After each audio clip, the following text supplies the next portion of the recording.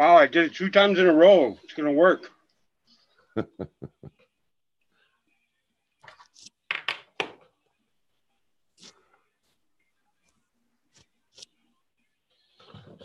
Towers. Hey, everybody. Slightly Slanted Sleuth joined today with Jerry Runk so far. Say hi, Jerry Runky Monkey. How's everybody doing? Hey, everybody. Some beautiful people out there.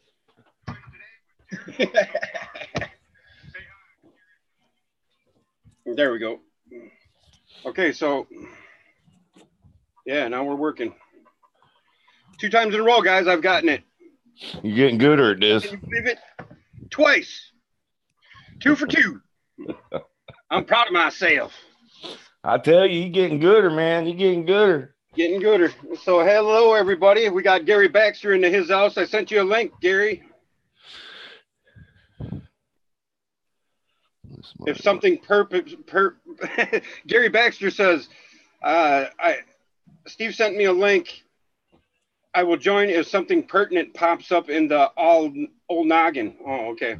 Eric, I sent you a link too. Architect. How you doing, bud? Hello, Michelle. How are you, sweetheart? Glad you could join me. Us. But yeah, today I wanted to address the demiurge, maybe. The demiurge being the light. The old cloud, the boat. And I wanted to maybe elaborate on the tabs a little more. We can get into the key of time. And I've been watching a lot of Roger Penrose's stuff. I don't know if you're familiar with him, Jerry? No, not by name. Is it somebody you've sent me before? I mean, he's that physicist that talks about how the universe is renewed, you know, because they used to go by, well, they go by the average physicist these days goes by the Big Bang Theory, and right afterwards there was inflation, you know, meaning that there was a propagation at a certain speed, and then it goes on to you know, just keep expanding into an infinity, where now this Roger, he proposes that our universe is renewed, and it's in line with everything Phil has been talking about or teaching us, that creation is a cycle. Yeah, I agree. I mean, a lot of that stuff. I haven't eaten nothing, so I'm trying to eat candy here. I mean, it's like the Bible said, you know, it was full of void, you know, it was empty. We're born like that, you know what I mean? We're right. And I'm gonna go to my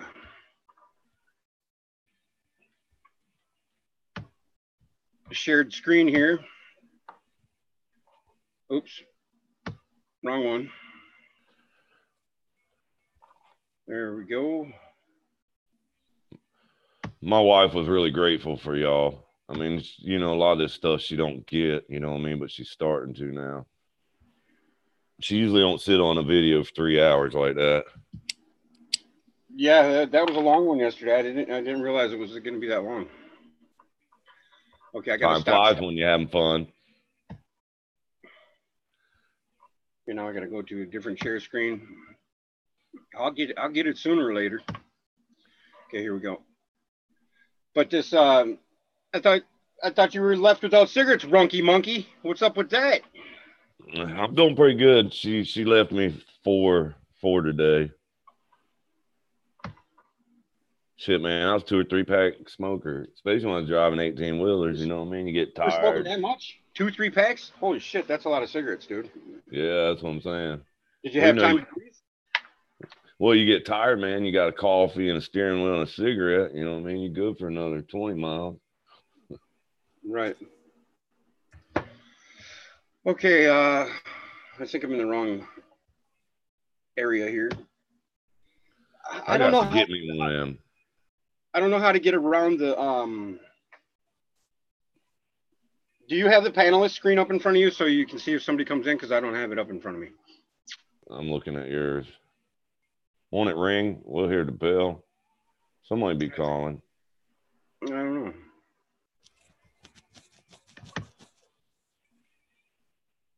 But yeah, I used to watch this camera all the time, this Javits Center green roof cam. Uh-huh. Yeah, I used to watch that all the time. Okay, now, see, yeah, this Roger Penrose. Oh, I never seen that one by him. Okay, so we'll go to history. Hey, I can see. Oh, you got glasses on? Man, it sucks getting old, dude. Tell me about it. Okay, right.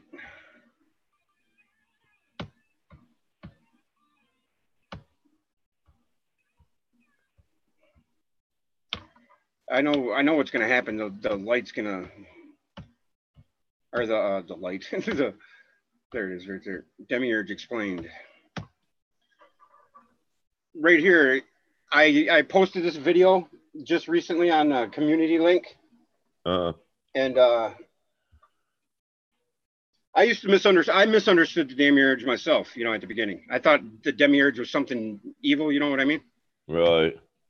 Well, I'm afraid they turned good for bad a long time ago. But we don't need to hear the music on this anyway. But you notice what's around? It's a lion head, and it's got the rays. Right. Now, It's got sun and the moon in it. We'll pause it so we can read it. Demiurge refers to a cosmic being with powers to manipulate the universe, i.e., God. The Gnostics, however, used Demiurge to mean that this being was merely the builder within our universe, but not its creator. Demiurge is often equated with Jehovah, the name of the Hebrew Christian God. That's exactly what Phil says the Demiurge is. It's the thing which creates the creation for God, right? Right. The You're worker in, bee. so the Demiurge is the solar boat that it looks like a boat. You know, the Demiurge is that thing that looks like a what did we say? It looked like a diode, or Right. is that what they're called? Those things that go on a motherboard. Right.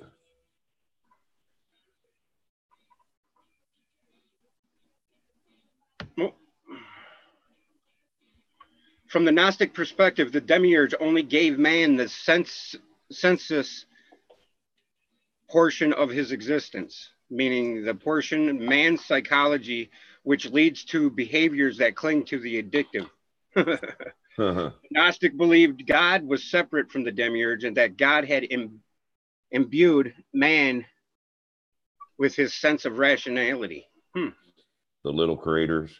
Now, if you think of the opposite thought exercise that you know, of figuring out the duality or the polar opposites, it sounds like this would be the polar opposite of God in a sense, because it's what creates the physical form, right?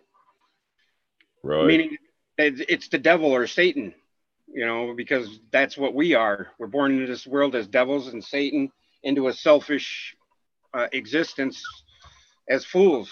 And sounds like the works, you know what I mean? Because we've made work such a bad thing, you know, but charity in the book means love. And, you know, when you work for love, it's not really work. It's like my wife always got mad. Oh, it feels like I'm in school, because I'd always be watching History Channel or Weather Channel or something, learning. And she get mad, like, I'm back in school. But now she'll actually watch this stuff like she cares. Yeah, I was just actually, when I went in the house to grab a pop, I was watching the History Channel was on, and guess what they were talking about, dude? The seraphim, you know, all of that stuff. I'm like, what the, you know? I'm just It's saying like, hi to everybody in the chat. Hey, my skies, nice to see you here. Volunteer Agriculture, aka Truth Patriot, Patriot, nice to see you.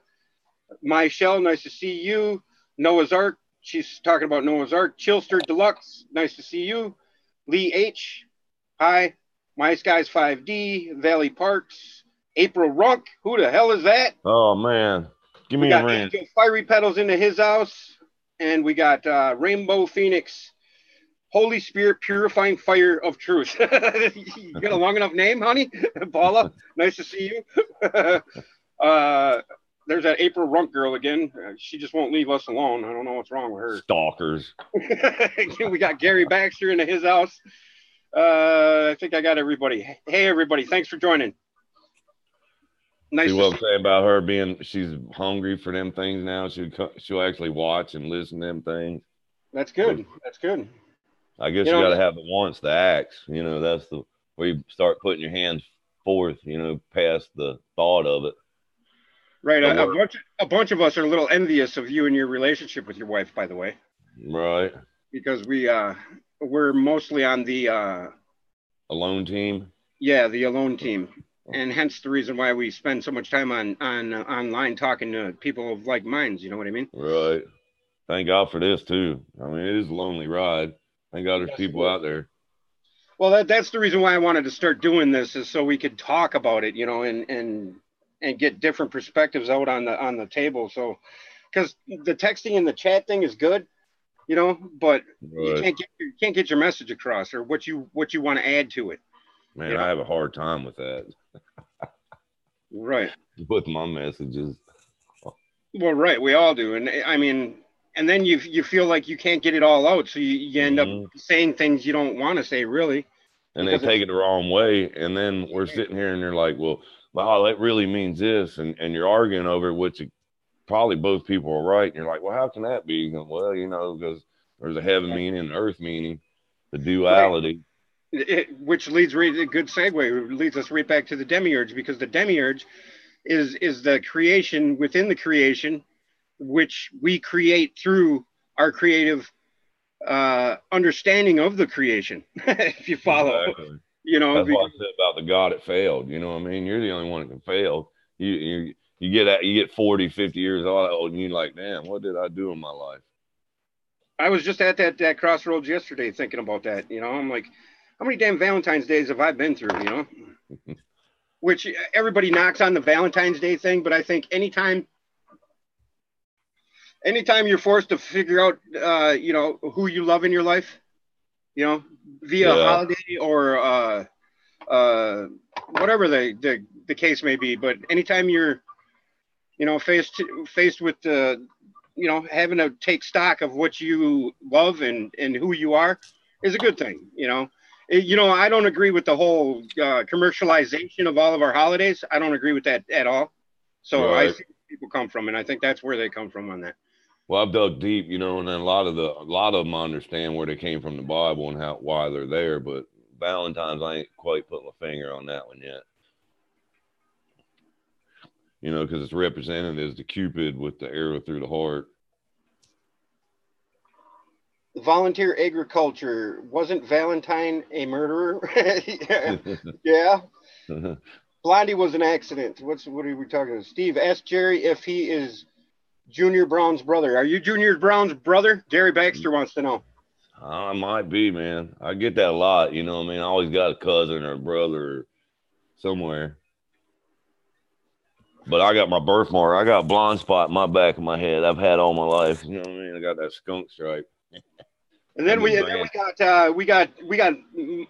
Mad Dumb Dreamweaver Seen You, which is Michelle Seymour. Yeah, right. I know her. Well, I know. See what her last comment was? It says, "Hey, did you fuckers ever consider thinking about something different than some bullshit from the Bible?"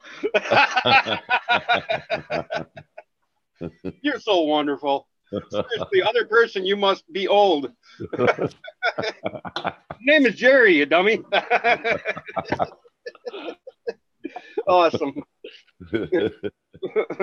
My Skies 5D, The God That Failed, Metallica song he's talking about here. Oh, yeah. Yeah. Healing hands held back by the deepened nail. Junior Brown is a famous country singer with a deep bass tenor, beautiful voice.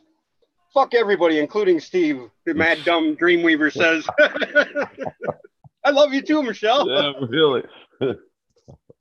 Feel the love. Feel the love. I love the love. Okay, regardless of whether you view the demiurge as a supreme being or not, Michelle,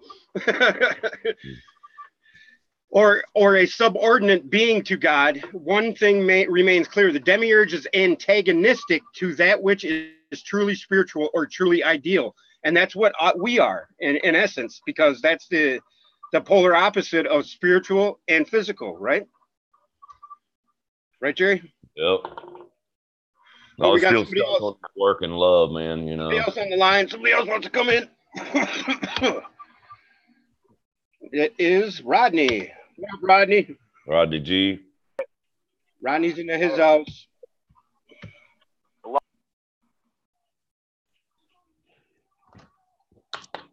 What's up, bud? Oh, just finished lunch on the way home. Probably turn my video off. Finish lunch on your way home. What do you mean? Finishing lunch, and now I'm on my way home. Oh, cool. Oh, you have to take a lunch break from being home? I go get my wife. Oh, cool, cool. Tell her I said hi. All right. But yeah, what, you like Kenny G, architect? Eric's threatening to use his wrench. Get her, Eric. Nah, let her be. She's she's a little hostile, but she's loved. What would Jesus do? What would Jesus do? Yeah. Okay, but we're talking about Rodney. I don't know if you're aware, but we're talking about the demiurge. If you were paying attention at all, or if you were listening. No, I just tapped in. Okay, well, the demiurge. You understand the concept of the demiurge, right? Can you give me a definition of it? The demiurge is the light, is the cloud, is the thing in which we create that creates the creation. It's the Gnostics considered it as the antagonistic to God, you know, the opposite to God. So you could consider the demiurge as Satan, the devil, which we are. The lion-headed serpent with the stars in its eyes. Right. Exactly. Which is actually pretty evident on the Vatican everywhere. Right, because it is the thing that creates the creation, you know, and our cognizant ability to understand that creative process is what recreates or refreshes the demiurge or God, you know what I mean, and keeps the creation going. That's what the divine union is. It's what brings you to the divine union. You know what I mean? What's interesting is all of Christianity is based off of Catholicism, the thousands and thousands of denominations. Right. But I think the reason why I wanted to talk about the demiurge is because it's considered as something that is unneeded or is a wrongful act or a wrongful thought. You know what I mean? But isn't it ultimately the friction needed for the show to continue? Yes, that's exactly. You read my mind. Yep. It's exactly what I think duality is the purpose of. You know, it's the two that comes from the one. Right, Jerry? Wouldn't you say? Mm-hmm. When they work in harmony together. Yeah, and I think the working in harmony together, though, is our understanding that the dualistic nature of man is a necessity, or man and woman is a necessity. Right, how we work inside and how it works outside. Right. Both worlds. Right. And sorry, I'm eating again. Via the demiurge, meaning that it being the avenue in which our creation is recreated, that is a necessity, regardless if people want to think otherwise. It's you know, and it's just another label for the light, I suppose. Now, my point is when I've been thinking about I've been thinking about this nonstop, except for when I'm talking to my kids or whatever, when I'm bringing them out, or you do still have to live a life, but this has been my main focus now for shit a good 3 months now. I mean, this topic alone, and I guess it's been a big part of my life, my whole life, because I've always known there's been something bigger than us. Haven't you guys thought the same thing? I mean, you woke up and you got to go to work, you got to put your shoes on, and as you're doing that, you're going, why the hell are we doing this? Exactly. Right. You know, useless repetition. right. Oh, and I was watching a David Wilcock thing last night, and he's got his own channel. It's called Divine Unity, I think it's called. But he guess he said the same thing I say about that 333. He said, you know, things start out as synchronicities. You know, you start seeing these things that are integral parts in your keeping your focus on certain things. You know what I mean? And I don't know if you guys see those same instances or things like that. But he sees the 333 too. You know what I mean? Not 3332, but I mean he also sees the 333. But it consumes you like a fire for sure. Because like my wife's like, I can't even watch a movie with you anymore. You know, it's like I'm telling her what's getting ready to happen. Right? What were you saying? I miss what I have difficulty watching movies also because I see it everywhere. Yes, you start seeing the symbolism and everything. Yeah. I mean, I look at a stop sign now and I start thinking of a platonic solid almost, you know? No, I'm just kidding. Even the commercials, and many times worse. Yeah, especially on like the big events like the Super Bowl and stuff. Right. Okay, the demiurge promotes suffering and toil by shaping the conditions of existence to necessitate these things. So that's just what we just said, that it's a necessity, the friction that is needed for physicality to take hold in a what otherwise would be a non-physical existence, meaning that the waters of the noon is you know, the chaos in which all things are created out of the chaos, which is the chaotic ocean of the cosmos, right? Jerry, you gotta take on that whole ideal right there about you've said things to me in the past about the separation of the waters, right? I mean, what did you say before? I can't remember exactly what you said, but I mean, I've said all kinds of things. You know how, you know, we was made as we're filled with the Holy Spirit. We're filled with water. You know. And that's what. Yeah, that's right. And the salt, you know, the way the salt in the ocean and salt in us, and we're like the batteries that are charged. And it piqued my interest when that whoever that was said about, you know, us being the plants, like where we can actually eat from the sun. You know, where we get better healing and energy from it. Right. If it's like it used to be. When I said, I bet you we were exactly like the plants at one point in time. Yeah, that's where the we evolved from monkey shit came from, probably. You know, we're a little part of it, all the beasts of the field, because we're definitely made of the elements of the earth. You know. Well, if you want to get down to the brass tacks of it, we are essentially just like the plants, because the lotus flower in the Hindu depictions, you know, on Vishnu and stuff, where he has the lotus flower growing out of his belly, out of his navel.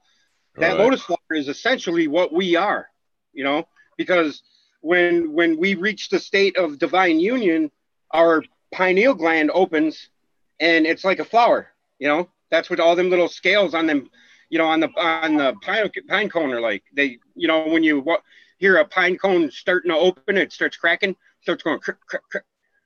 And remember when I laughed pretty hard when the green pollen is usually green, but I just wonder for the Oz, you know, when they lay down in the poppies, it snowed. You know, if the pollen's like a white snow or something that comes off of our pine cone. Right. On account of what was just previously stated, the demiurge can also be equated with the devil, an archetypal character representing evil across many cultures. Thus, the demiurge's sandbox, our universe, becomes a sort of hell disguised as paradise, in which men retreat or entreat each other as wolves. And isn't that where the dog eat dog analogy comes from? You know, and And I think it's the heathens too, you know, because like the heathens and the Gentiles, you know, the gentleman and the officer, you know, that, where you got to fight for peace. Yes. To be me. So what happens if we all? What were to happen if tomorrow morning we wake up and everybody's like, "And this is nuts.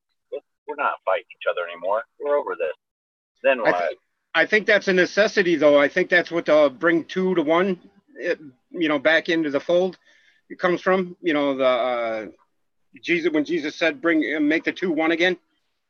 Right. I think that's right in line with Roger Penrose's aeon after aeon theory on the cosmos, where you have a Big Bang, a moment, you know, of creation. And I think that's what, when we create the light and we become divine, when we become coupled with God by getting our pyramid cap from above, I think that at that moment is when we go back to the creational moment. But my point is it starts out as a Big Bang, boom, it starts propagating, you know, and spreading out like a cone, you know, and getting further apart, and entropy, which is randomness, starts taking hold, which is what we see in our existence today.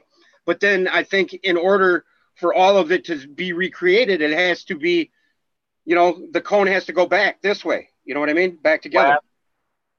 Yeah, collapse pretty much. Yeah, like a black hole singularity. And that's exactly what I believe. I believe the whole cosmos, everything essentially is in a black hole, in the cones, you know, and it just, you know what I mean? And we're always... It was like that in that movie, you know, like you go through all them parts, and then, you know, like they say, when you get in a wreck, your life flashes before your eyes. You know, there's like that. It seems like for everybody. I've had that happen to me. But you see everything that was all through your whole life, like you watched the movie in reverse in just a second. Yes, I've had that happen to me. Kind of like the Big Bang, you know what I mean? It's all of a sudden that rolls through your head, and you're watching that reel of your whole life. It's like, you know, is it better to love and lost or never loved at all? But you know what I mean? You go back and you see all the good things as a couple you've done together. So I think that's the whole purpose of being here, you know, family and friends. Yes, well, that, and I think the main reason is to recreate the creation, you know, by... Well, I think that's what I was talking about, learn the real meaning of charity, you know. Because charity means love and charity means work. Them 2 words shouldn't probably be used together, but once you understand it's for love, you know what I mean? It's not really work anymore. You're dressing the land, not tilling it. Right. If we lived off our merit alone and the feelings we had when we did good, we'd be just great, wouldn't we? Is that what you mean by that? Right. I don't think there'll be heaven here that my wife don't have to get up and go to work. You know what I mean? To slaves to the grind. I stay home, dress my land with my family and friends. Yeah, but then what kind of world do we have if everybody just laid around on the couch and ate pretzels? Well, I don't think you'd be doing that, dude. You know what I mean? If you got all the milk and honey it comes with, you know, the earth, as far as toys and stuff, people have all baseball fields and stuff back up and soccer fields. People be more interactive, you know, and be out campfiring, and you know, who knows? But you know, I gotta say hi to Super God King. Sorry, Jerry. Super God King Sev has joined us, and Chilster Deluxe is still in the house, and I think that's just wanted to say hi. But we appreciate their thoughts, that's for sure. Because I go back and rewatch these things and make sure I don't miss somebody's spellings. Michelle Seymour is in a mood today. I can see. She's making some nasty comments. Hey, Starflower, what's up, sweetheart? I'm still planning on my trip. I'm still planning on it. You think that's where we at? Like, you know, we start as the 5-pointed star and we become the 6, but then, you know, it's like 3, you know, you go to 3 from 6 to 9.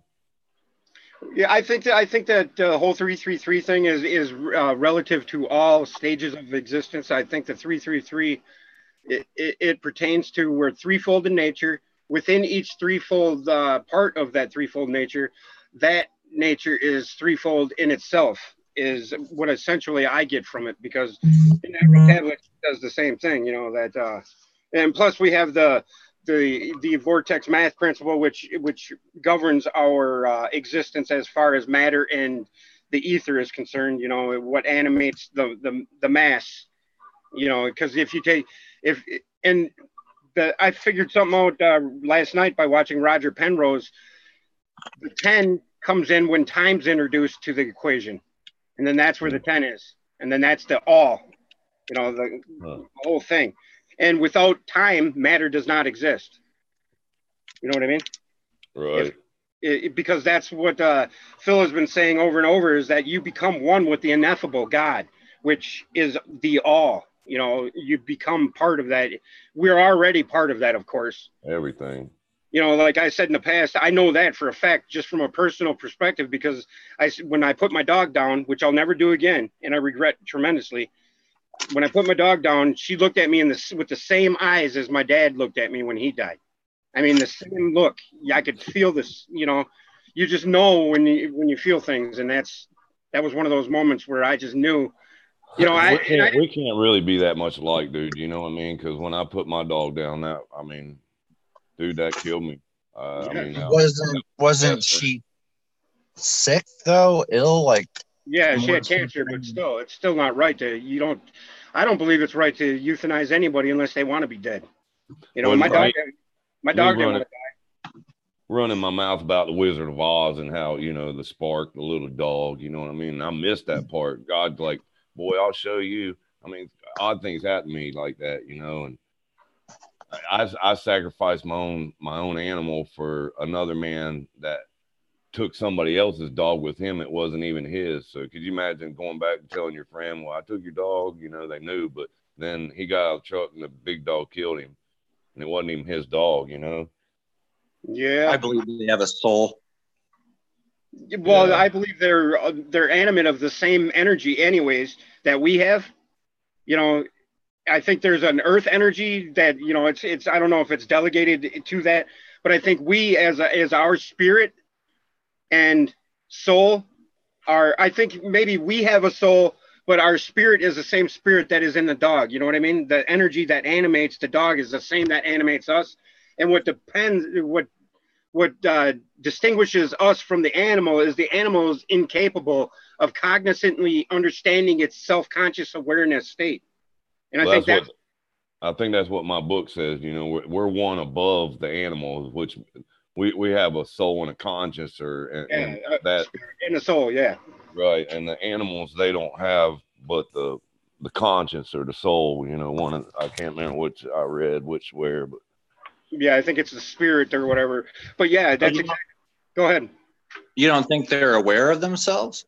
No, I don't. They're instinctual animals. They're creatures. Now, there are different levels of awareness for a dog. We all have had smart dogs and all had dumb dogs, right? Right. Yep. Same with any other animal. Some of them are smarter than others, you know, like a crow. You go try to shoot a crow outside your, you know, because they're digging in your trash. Them crows, as soon as you open your window, man, they're gone. I got to watch them all the time because of my ducks. They'll come cut that little rooster off. But you know what I mean? Some animals are just super smart, and some of them are just dumb as a box of rocks, you know? Yep. They say you can tell that with the dog somewhat. Isn't that it's like called a smart lump on top of their head when they got that dimple on top of their head versus the concave head? I don't know how that's true. My lab has that big bump on the top of her head, and she's a brilliant dog. Mm-hmm. I was wondering how. You can tell by looking into their eyes, they don't have like a solid color eye. You can see the contrast from their pupil to their color of their eye. You know, that's from my experience. The one my dog, his eyes are black. You can ask my wife when we go drive off. Sometimes he looked like one of them black-eyed children. You know, where he'd like stare through your soul with them black eyes. Was he a smart dog? Oh yeah, very, dude. I could do my finger like this, and he'd roll over, wouldn't say a word. Because he knew verbal and hand motion, you know. Yeah, I do this with my dog, and she sits up and does this thing, and I can balance stuff on her nose and all that. Yeah, it's taking time with them too, you know, to train them. But This other dog got to rescue, and she's actually a bird dog, but she watches the chickens and stuff. Do you think there was a time where we could actually communicate with them, like telepathically? Maybe. I don't know. Good possibility. Imagine if everybody could though, telecommunicate. I mean, you could get in anybody's head. There wouldn't be no individuality anymore. No shit, you wouldn't be stealing them because you already know what they were thinking. Well, I mean, you know what I mean. You would not have any. We covered our privacy as human beings. Period. You know. I had a very weird mind storm the other day where I had this weird feeling like if you concentrated enough, you could see through any person's eyes. It freaked me out. Hey, I got an exercise for you. You ever stare at your eye, you stare into your eyes in the mirror for like 10 minutes? No. Do it. Yeah. It's weird. It's a fine line between judgment and ego. It's weird. It's weird when you stare into your eyes, man, because you start seeing things that you never seen before. And it opens up doorways in your own mind that I can't explain, really. But this all leads us back to, the demiurge sandbox is our universe, becomes a sort of hell disguised as paradise in which men entreat each other as wolves, the dog eat dog. And I think that's how we got onto the dog analogy and talking about dogs. But our dependency on that which is considered wrong or not good or evil is just as much as what we can consider good or gracious or kind, because without the one, there would be no, it's like without the night, there would be no day, and it sounds cliche. It sounds elementary, dear Watson, but that's the truth. That's the gist of it all. And just in the hours of the day and how they're divided, the 12 and the 12, and then the one as a whole is the same as the Last Supper painting. If you really want to get down to it, think about that. In the 60s in the clock. Yeah, and the 60s in the clock as well. Yes, that's the whole. Our whole existence is based on. I think it's the knuckles of the hand, is the 12. Right. And then it's broke down into 12 after that. It's crazy because that's why I was saying how that math always works on that framing square. Right, and then we have the 12. We have the 12 cranial nerves in the top of our head with the pineal gland in the middle. We have the 12 zodiac above. Well, now it's 13, of course, because it's that time again. That's why I think Ophiuchus popped into our existence. Actually, is because it's that 12 and the 1. It's the reset time. It's the set of this cycle. And I think that's what essentially the morning, noon, and night is, because noon is the cosmos or the microwave background of our existence, the chaotic waters, if you will, the unlimited potentiality of creation's canvas. What were you going to say? I think that's the North Pole, how everything runs through. That's why our compass points to all that, the way the energy. So I was kind of stuck on that, whether the two snakes come up at the same time, or is it like one run reverse, like, because that's why you got to have a ground in electrical wires, it runs back to the ground. So go through the ether and then back down. Yeah. Go ahead. I'm not sure what these are called, but it would look like an electrical transformer. So you have a pole, and then you have like round discs that come down on each pole. If you look at an electrical substation, they're right at the top of a transformer, right? Yeah, well, yeah, or the things that the wires run across. Yep. And this is usually a ceramic. I think they're called isolators. All right, listen to this. I follow a channel where they do live DMT and mushroom. Really? Awesome. And it's kind of crazy though. Yesterday, one of them said he saw 2 of those towers sticking out of the earth.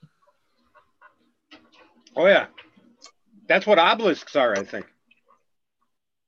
And then he said he saw Yeah, I agree. energy being shot down to the earth from the sun. Yep. Like actual balls of energy. Yep. If you ain't got no balls, you ain't got no phallus. You ain't got no stones, man. But yeah, I think the sun is what powers the turning of the earth, you know, and keeps it going. It's a cathode. What you say? You think it's a cathode? A cathode? Is that what it's called? I thought. Yeah, cathode. Okay, yeah, or isolator. Cathode ray. What was that? Is it like a cathode ray? Oh, you mean the beams that come down to, or like a magnetic portal connection or a Birkeland current? Yeah. Yeah.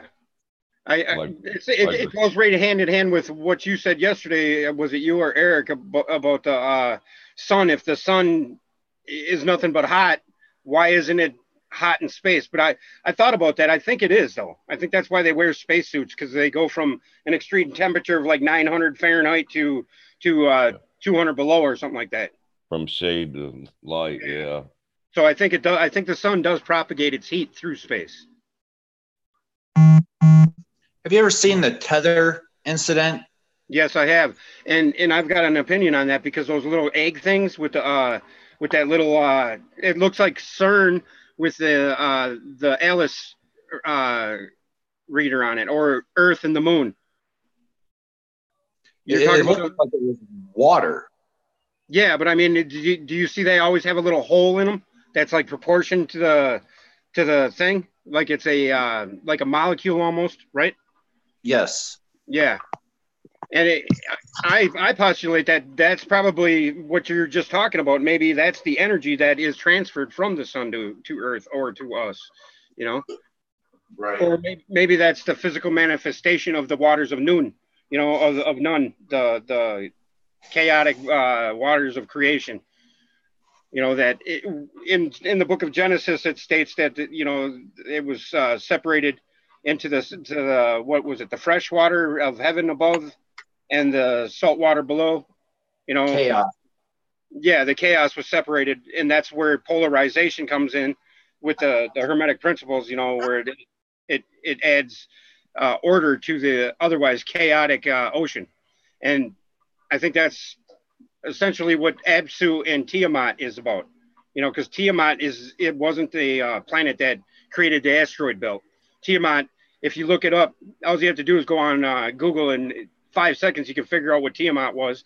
Tiamat is in the Sumerian creation epic, where it's the salt water, or the female version of the cosmos after it was separated. You know, because the Absu is the male version, you know, or the rest, or the motion in the ocean, and Tiamat is the rest, you know.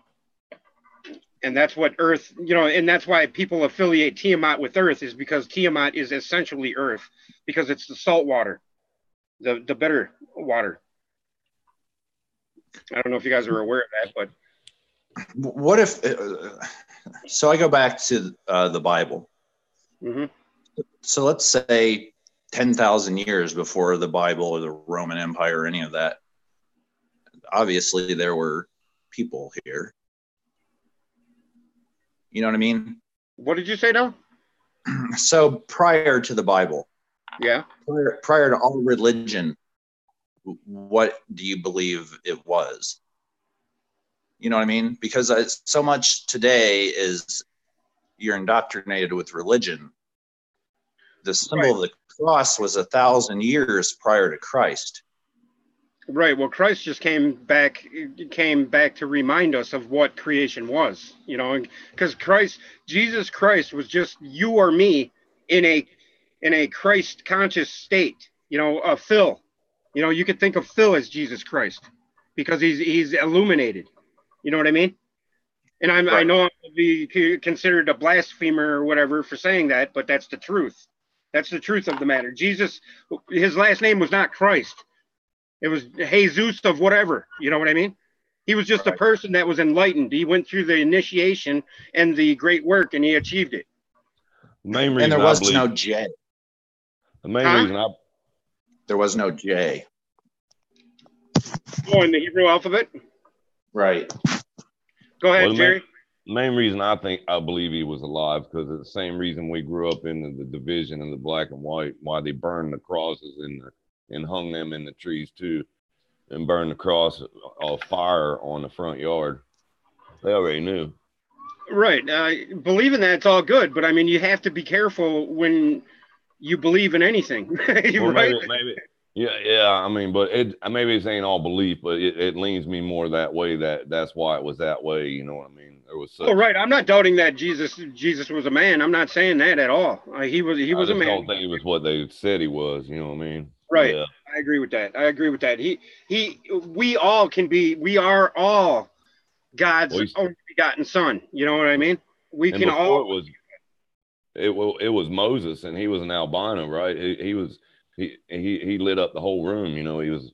Well, that's because that the whole Moses story, the Exodus, is a story of the attainment of light, the great work. It's in essence. That's You why know, the blacks didn't accept the white Moses. right, exactly. Noah. And Noah. I think it was Noah. Yeah, it was Noah. yeah, Noah. They say Noah was Moses or whatever too. You know, but that just goes right back into the demiurge thing where, you know, where it's convoluted to the sense that it confuses us because we want to attribute unattributable. See, it's like allegory is there because man can't conceptualize in their brain the enormity of what is being said. You know, like when we try to, like recently when I'm trying to convey what I'm learning to people like on Facebook or share it, you know, people are like, you're freaking whacked out of your mind, man. You know, because they're on this whole Trump train and this and that and the Democrats and the Republicans and this and that and that and all the little intricacies of our existence. And I'm not saying they're not valid or anything. I'm just saying it's just a bunch of nonsense to me. But to them, my whole idea is whacked because it's too big. So my point is the allegory of the Bible and whatnot and is there to convey a story without really, I don't know, telling the whole story, I guess. You know, it convolutes it. And it sucks to have it that way, but I think it's a necessity because if it wasn't that way, it'd be just too far reaching for anybody to even want to even read in the first place. If you guys follow me on that, I don't know if I conveyed what I wanted to say there. But... You mean too difficult to conceptualize? Even yeah. get to Yeah, and it's like a how a computer. If you break down a computer and you try to figure out how that computer works, you're not going to be able to read the code. You know, so that code is what the allegory or the algorithm of the computer to convey. You know, from the software to the hardware to make the computer put words on the screen or whatever. You know, or to do whatever function you want it to do. Because it takes 8 bits to make a byte. So when you push an A, it's like 00100. You know, Yeah, it's exactly. 8 numbers. And the binary, that's what DOS is and everything. That's why because DOS was so hard where you had to put in like C : whatever. And I remember that. I remember that trying to make right. That's where Windows came from, and that's what operates the DOS. You know, the code, the binary. That's what figures it all out. I remember being in 6th grade and getting them one of them Apple computers with the green screen, and then you had to write the computer to get the dot to move around or whatever, or make the Pac-Man. There was like 2 pages of stuff you had to type in there, and then when you was all done, it made a rocket. It went. Imagine how far we've come. I mean, come on, man! It's just incredible, the technology. Like these kids, they'll think, "What a phone booth!" You know, imagine they'd be like, or you know what I mean? Like, what the hell is that?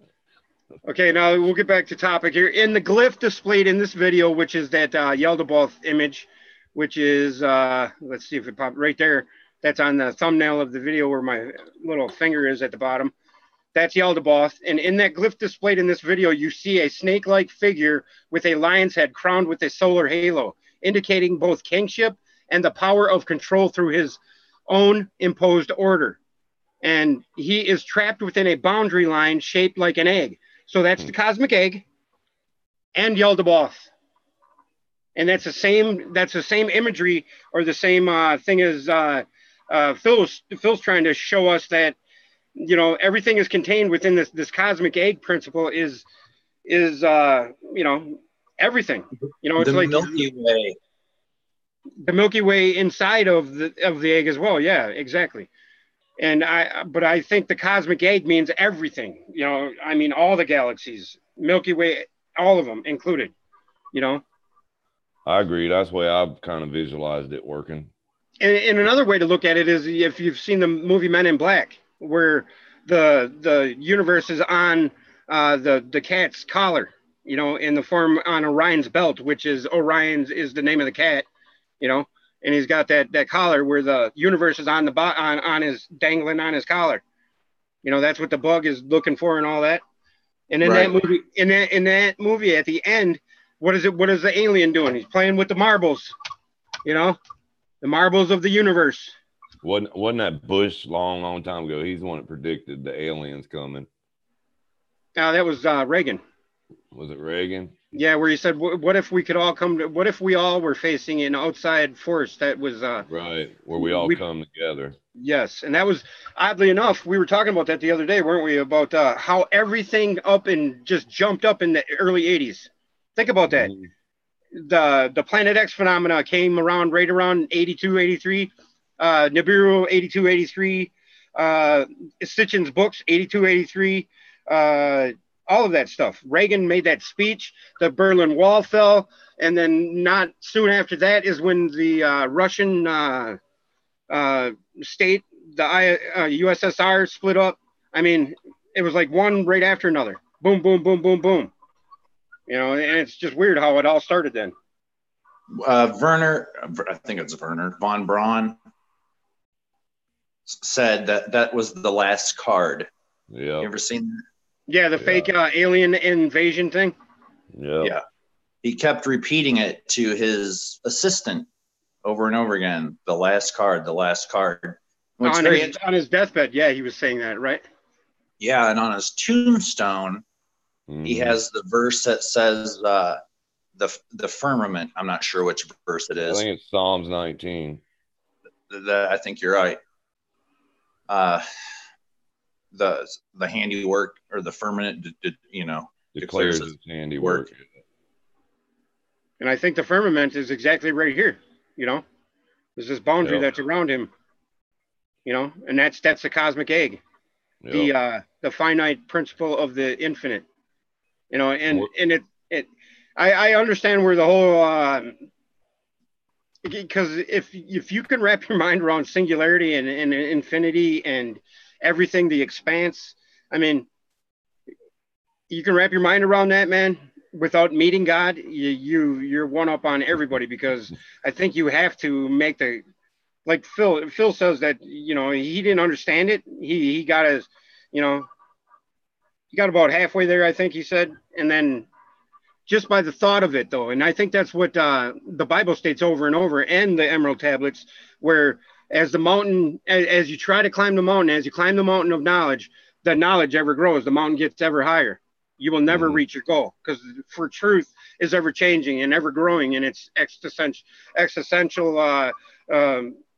way. I mean, it's well, it's like that story. That guy, he has a gift for the guy, and he's like, "Well, I'll show you where it is." And he drags him down through the river and across the valley, and they climb these rocks, and they go on for 3 days, and he's sweating and everything. And he finally gets there, and he picks up a leaf, and he shows him the bottom of the leaf, and he's like, "You brought me all that way to see him?" He said, "It wasn't about what you found. It was about the journey you had getting here, and the excitement and everything in the drive in you that made you want to do it." You know what I mean? So there's got to be drive to us that makes us want to, do things. And that's why I think that's where you lost your mojo. You know what I mean? You get to that midlife crisis or whatever, and you just lost things that keep you motivated. Yes, right. And we're all right here midlife, right?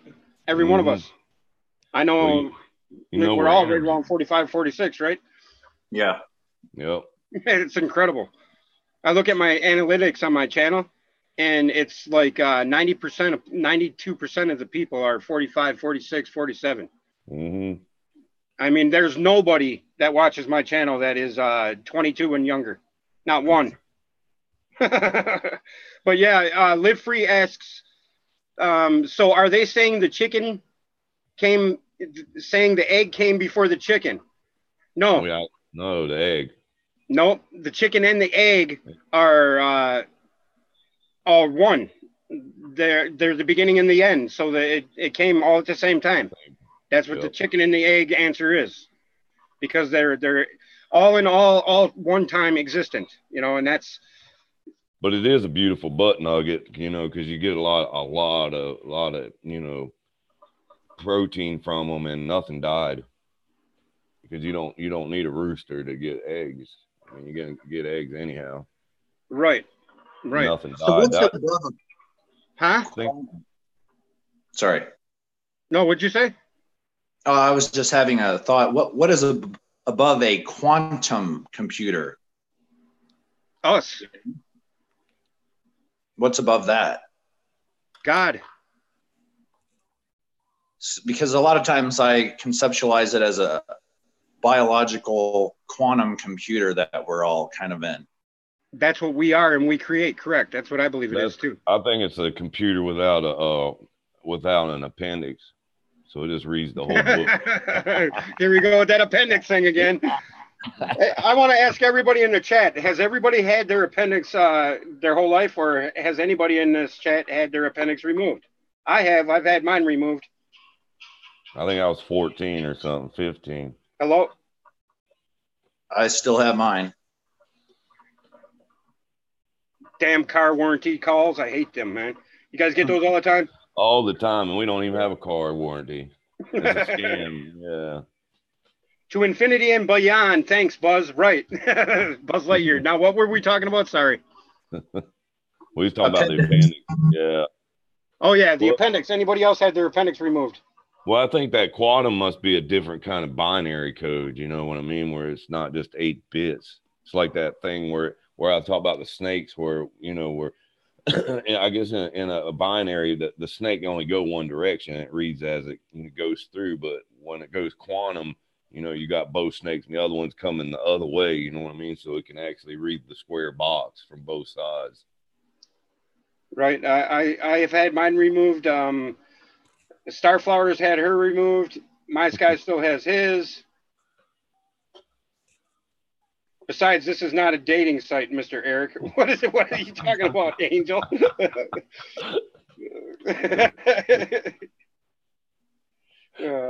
Still have what?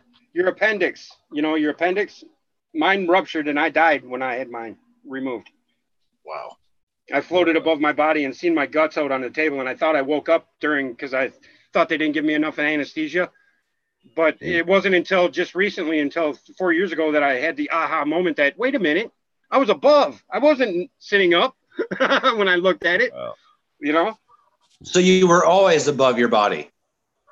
Yeah. Yeah, and I thought I sat up and seen my guts because I didn't, you know, my mind, actually it blocked it. My mind blocked it out up until recently, until I started getting on the spiritual side of things, you know? That's why the ring around the halo around the angel symbol. So what else? Do you have any other description of that moment? Not really. All I remember is that I was above myself and I seen my guts, and I think that freaked me out to the point where I instantly blocked everything out. You know what I mean? Because I seen them sifting, because they had to take all of my intestines out to get all of the poison out, because it had ruptured inside my body 5 hours before I went into surgery, by the way. Wow, dude. Wow. Yeah. I think mine ruptured, but I made it in there, and like right when it was happening. See it? You should have never even made it. No, I've had 4 or 5 instances in my life where I should have never made it to this. And that's why I'm here today. And that's why I believe that's why I was chosen. You know, I don't mean to sound arrogant or anything, but that's why I'm doing this right here with you guys, you know? So the reason you didn't go is because you had a purpose to fulfill. Correct. And there's been instances in my life where one time I was working on a car inside an enclosed plastic off garage, and the car was running, and I was doing a brake booster and trying to figure out if I could fix the leak in it, and it was humming, making a woo noise because there was a hole in it. So I was underneath the dashboard trying to find out where the leak was and if I could seal it up with some gunk or something. And I was under there for like 45 minutes, and all of a sudden I had this voice in my head saying, "Get the hell out of here. What are you doing? Get out of here." And I didn't question it at all. I didn't even think about it. And I said, "What the hell is that?" So I got up and I went and walked to the door. I collapsed right at the door, and my head was outside the door. And I laid there for 2 hours, couldn't move because of carbon monoxide poisoning. Damn. Was the voice your own? Yes. And I think that was my higher self, because I think God, and I think our higher self. But from what Phil says, he says there's angels that watch out for us too. We all have entities around us that watch out for us too. So I'm not sure on that. But there was another time I fell into a lake. It was 33 degrees. The water was there was still ice on the shores, and it was during opener fishing. And I was flying in this boat, and I had a 20-horse motor on a 12-foot rub-a-dub boat where the bottom, was real flimsy. And I'm flying along. Well, I didn't have the gimbal nut on the motor tight, so it slipped out of my hand and it went sideways, and a wave washed me right off the back of the boat. And I laid in that. I was in that water, and I knew I was going to die. And I started freaking out, and I was like, man. And then my life flashed before my eyes. And just as I was about to give up, because it's weird, because my mind said, it'll be okay. Just close your eyes. It'll be okay. And I was just at that moment, and all of a sudden I heard the boat coming around the corner. And my buddy was still in the front of it when I fell out the back. And the boat was full of water as he's driving by me, and he's trying to get the water out because he pulled the plug, as you flying in the boat. The water will come out as long as you're moving. And It was by the grace of God I was saved that time, So, yeah. And then a couple other times I've been in instances where I should have died. So, yeah. You ain't getting close to 9, are you? You might be a cat. I keep calling you a dog. Yes, I had carbon monoxide poisoning, architect. Yes, from being in a garage that was, enclosed while the car was running. I had a friend of mine commit suicide that way. His woman broke up with him, and he just started his car, but they found him by the door because he must have had second thoughts. Have you ever seen him or had contact with him in any way since then, or feel like he's around you or anything like that? Who? Your friend that had the carbon monoxide. No. We weren't friends like that, but I have another buddy that he died of a drug overdose, and I feel like he's around me, or has been, and that was over 20-something years ago. Yeah. Okay, let's get back to topic now. Besides him in this picture, in this Yaldabaoth picture right here, beside him is a celestial symbol, a star resembling a hexagram. His body is serpentine, the serpent being a symbol of wisdom, but also in this context, since he is the sun, his Ophidian form trails through the heavens, through the zodiac. So that's like the Ouroboros, I suppose. Candy cane. Yeah, and that's like the serpent at the Serpent Mound, in Ohio, it's eating the cosmic egg. Right. I don't understand exactly what that is signifying, but in the Serpent Mound, I think it has the 3 to the 4 ratio. Right. Do you understand what that means? What's that mean? I do not, but Wayne Herschel, I'm a big fan of Wayne Herschel. He feels it's some kind of a star map. Well, it's the Pleiades. Yes, that's it. Yes. Yeah. It's the Pleiades, and the way the Pleiades is laid out is the 3 to 4 relationship, and in all of in a lot of Masonic symbology, that 4-3 relationship is everywhere.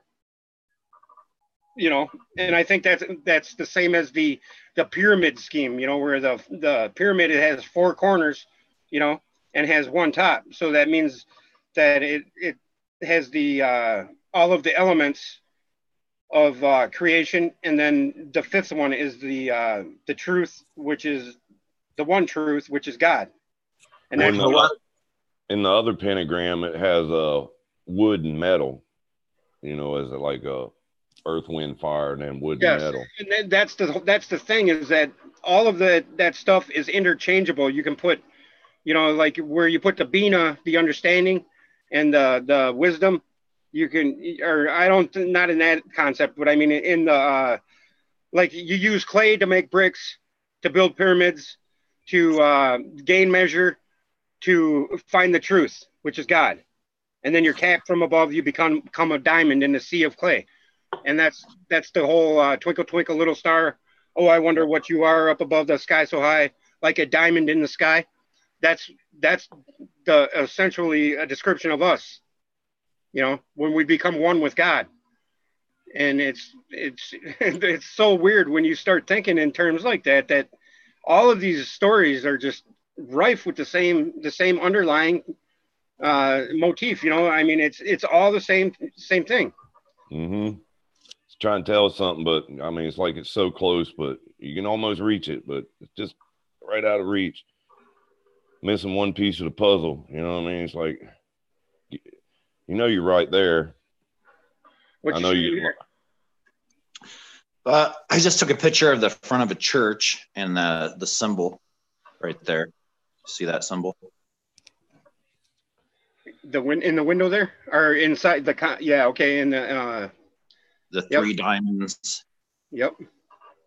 Triple X. And then you have this door at the very, very top above all that. I'm not sure what it symbolizes. That's why I'm asking you. This is the scroll, I think. The Bible, pretty much. Right? I don't know. I wish I did. Okay, we'll go. Continue. I'll show you another photo, which is part of that. That's all good. That's all good.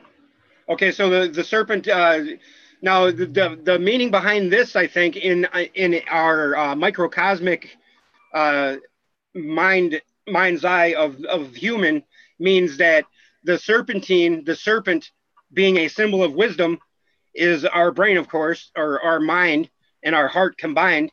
But also in this context, since he is the sun, meaning the light, his Ophidian form trails through the heavens, through the zodiac. Now, I can show you on Aladdin that that very same symbol is the Milky Way itself. You know, the what you call it? The here, I'll show you.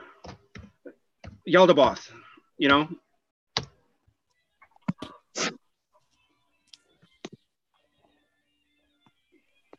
Eric's got his hand raised. Oh, somebody's here. Eric's here. Yeah. Eric, my man. Hang on, bud. Working on it. What up, Eric? Hey. Okay. All right, you hear me? Yep, we hear you. How y'all doing? Good, up, man. Lunchtime. Aladdin desktop. Lunchtime. Getting this Hopefully food at lunch. Hopefully this doesn't pull too much bandwidth. Hey, but salad. I haven't eaten all day. I'm starving. Now I'm gonna have to eat some chocolate here again. But yeah, guys, I'm trying to pull up I'm gonna go with the light version so it doesn't take up too much of my bandwidth. I've shown this before in a lot of my videos, but this is and it's odd where it opens up every time, and it's not because it's on my desktop, but it opens up right by, guess where? Orion's Nebula. You know, this is the Horsehead Nebula. Right down here is, or wait. That's at your house? Where did you get that picture? Oh. What? No, this is the cosmos. Yeah, it is my house. But right here is the depiction of Yaldabaoth in essence too. Right here, you see the face right here, the lion head. Now this is the Orion Nebula. Inside here is the trapezium open star cluster. Now watch this. When I switch, So in Yaldabaoth and the Demiurge is the same thing, correct? correct. Yes, I guess I should distinguish that. Have you gotten to the some of this? So I didn't know if you got to the conclusion of final analysis of exactly what the Demiurge is. I kind of said something in chat, but I didn't see if you know if you saw it. No, I didn't see it, and I was just going to show that how everything in our mind is manifest in the heavens, you know. And this is Yaldabaoth right here. You see it? Here, He's so pretty. you see this? This is Yaldabaoth right here. It's chaos. The Demiurge right here. And oddly enough, it's the rift or the Milky. You know, if we're in the Milky Way, why do they call this the Milky Way? You know what I'm saying? They call this a line that's in space. You know, that thing that goes across the horizon at a 23.5 degree. And is that odd too? You know, it goes across the heavens at about this angle right here. You know. Mm-hmm. But this is Yaldabaoth or the Demiurge. Can you make it smaller so we can see? Yeah, I think this is as small as I can get it right here. I can go like this though. She said. I don't know if I can make it any smaller. Nope, that's as small as she's gonna get. But yeah, and it's odd that Orion is right here, right in the throat. And I believe that's the first place where our consciousness flows to. Yeah, I don't understand that whole thing. You know what But that looks like? Yeah. Phoenix. Yeah. Can you it see does. the Milky Way from your house? No, I can't because of light pollution. Yeah. Somebody's I chatting. remember when I was a kid watching that in Pennsylvania. It was awesome, dude. Out there by the battlefield. There were no lights out in the battlefield, you know, on Pennsylvania. Well, you see the Milky Way great. Sorry. Go ahead. So if you shoot that to a celestial globe, will that go all the way around it? Yeah, that's what I had it on. And yes, if I was to keep grabbing it and moving it, yes, it would be in a sphere and it would come back on itself. It's just like it's the Ouroboros eating its tail. They lied to us, boy. God almighty. And they call that the dark rift when it's actually the brightest thing out there. You know what I mean? And I wanted to show a picture of the Serpent Mound so people knew what we were talking about. Yeah, The go ones ahead, in show it. Ohio? Yeah. Yeah, I'm still going to take a motorcycle ride up there and check them out this summer. The last summer. That's going to be one of the stops I make on my trip, which is going to be soon because it's becoming that time. Out of winter. Right, running out of winter. Now you see where this coils. Coils on both ends, aren't there? Yes, and you see the direction though is what I'm saying. One's a coil, the other side is by the head. This is a head eating an egg. Yeah, exactly. The right side's a head eating an egg. The left side's the tail coiled. See, this is the cosmic egg, and this is Yaldabaoth, or the serpent, right here. And this is where Phil points out that there's the 3, 1, 1, 2, 3 to 4 ratio. See, 1, 2. It has 4 loops in it. 4, yeah, but it only has 3 on this side and 4 on this side. 4 peaks, 3 valleys. Yeah, no, it has 3 peaks on this side. 1, 2, 3. 1, 2, 3, 4. That shows the 4-to-3 ratio, and that's in the all of the Masonic iconography here. Trying to imagine where you're pointing at, but yeah, okay. Oh, you can't see my arrow? No, never. Okay. Shut up. Wait, what says Hangouts? On the left side, there's 1, you know, on the north side, I guess. If you're looking at this picture, there's 4 all the way down to where the spiral starts, you know, and on the opposite side that's closest to us, where the walkway, you know, the closest walkway is right behind that tree is 1, right in the middle of the pathway is 1, and then right behind this other tree is 1, or the super stock emblem. I see that as looking at the bottom pathway. There's three loops at the bottom. Yep. So that'd be the 3, and then the top half there's the 4 loops come up. Yep, correct. 4 peaks. So that's why I said 4 peaks, 3 valleys. Well, yeah, but I mean, if you were standing on the other side, it'd be 4 valleys then, I guess, right? Okay, Mr. Analytical guy. It'd be, yeah. Mr. IT guy. It would be if you wanted to look at it Polish. What do you got against Poles, man?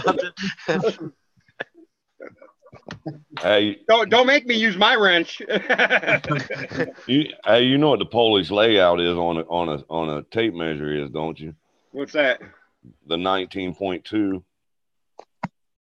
What does that mean?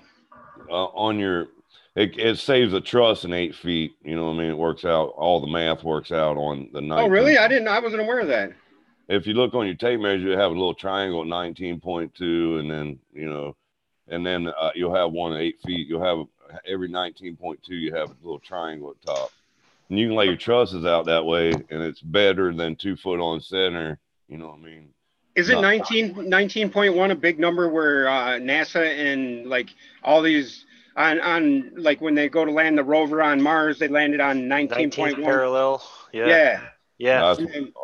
19th parallel is where a lot of these anomalies show up too, like the face on Mars and the spot on some other god planet, whatever they want to be. The moon, I think they landed on the moon right there on the 19th too, and I think something to do with the Apollo symbol, or that's on the Apollo, logo, has it has the number 19 on that as well, I think, if I'm not mistaken, something like that. But Aurora's in chat asking people if they're walking. Oh, I'm not sure everyone knows what that means, Aurora. If they were walking? Yeah. Does that have to do with the delta symbol? The chevron? Yes. It may be. I know Apollo has it, or all of the spacefaring countries in the world have some sort of chevron symbol incorporated into their logo. Yes. And there's more than one way of looking at that too. The chevron is you could think of it as the snake's tongue, or the people have all kinds of interpretations for that, but I think it just goes back to the duality principle.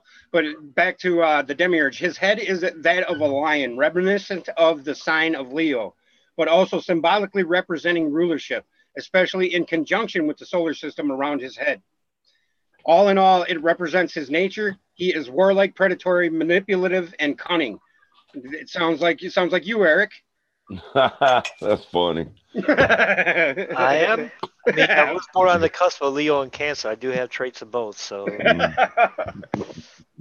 now, if you were to talk to Levette, she would say you're probably a Cancer because, unless you're going by Western astrology or sidereal astrology, it depends, because they say that tropic, is that what it's called? Or I think it's called tropical or sidereal, something like that. Yeah, tropical or sidereal, or Western or sidereal. Sidereal or something. Sidereal. Sidereal is how Levette pronounces it anyway.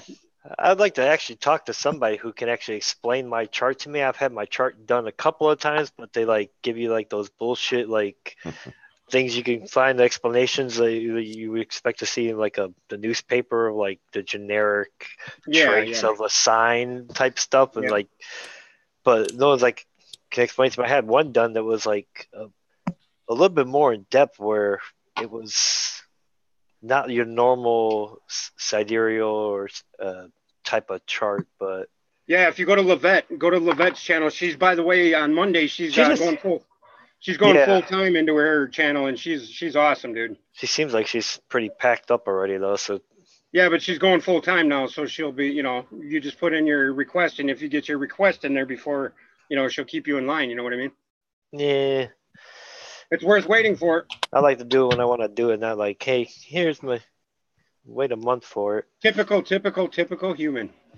I want my money, and I want it now. Can't please the masses. I'm kidding, but I hear you. We all want what we want, and we want it now. Right? Your way, right away. But the Not reason so why, much just because I paid for other things like that in the past and stuff, and especially the ones that I don't know how her model's set up or whatever, but in the past, you pay for something and you wait months and months and months, and then you don't get anything. yeah, you don't have to pay Not for mentioning your any chart names, from David. her until you're ready. She's ready to do it, I guess. But she'll put you on a list, you know. I'm like not mentioning any names, David Icke. Okay, but now the Demiurge's head is shaped as a lion, you know, reminiscent of the sign of Leo.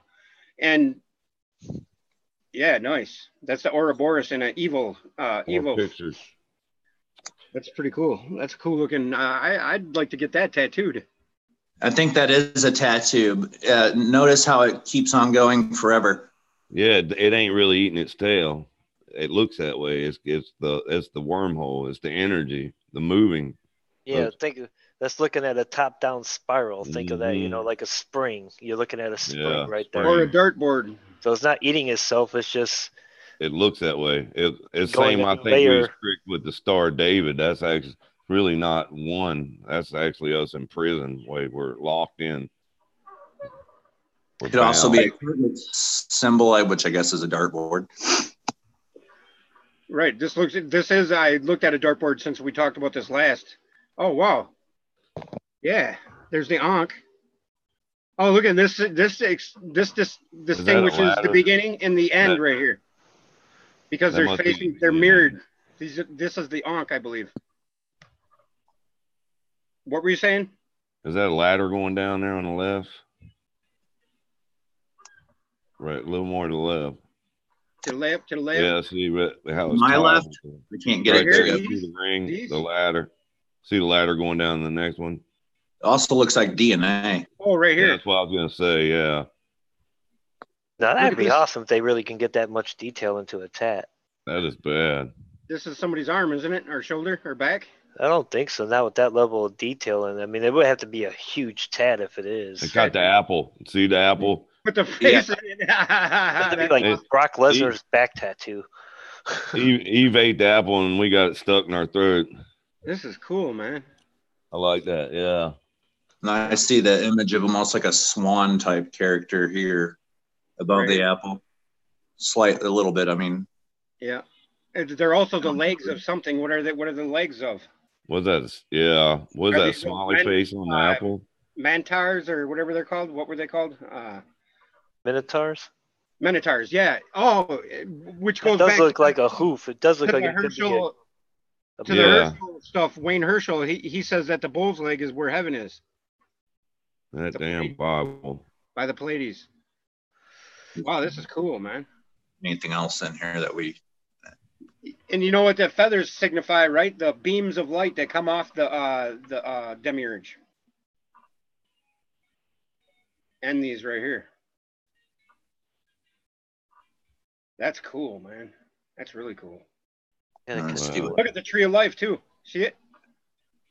Oh yes, sure. Right above the head. And the tree. See, there's the tree. And these are the roots down below it too. Yep. And they're connecting everything. Wow, that's cool. It was just a random tattoo that I just happened to catch one day, but I thought it was some very interesting symbolism.